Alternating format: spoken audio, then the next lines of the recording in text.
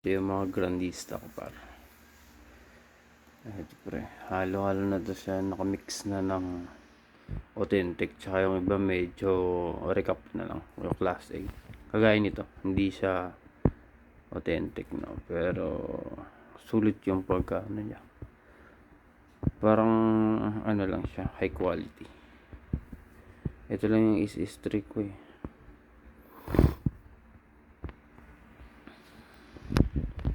Puro authentic to, mga is-streak na lang. Ang kulang dito na lang yung is blow. Meron din ako, lows na lang din to eh. Sira, puro authentic na to. Eto maangas to para. Yun. Maganda pagka-inop yung ilaw. Ginawa ko siyang resin. Ito yung mga beachy ko.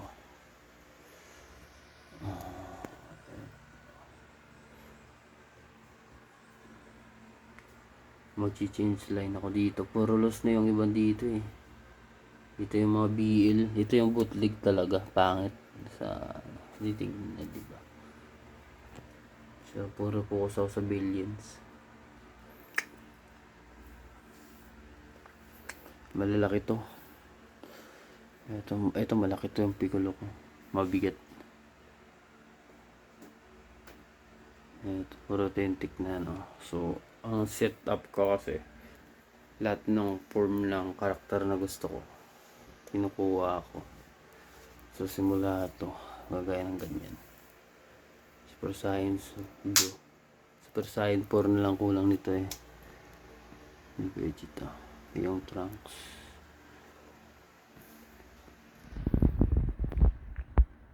Ito yung One Piece ko na naiwan sa akin dito. Yan iba may mga box pa ano. So, bibenta ko na lang din to. Ang dami ko ng One Piece sa bahay. Andyan may mga box. Ito grind light.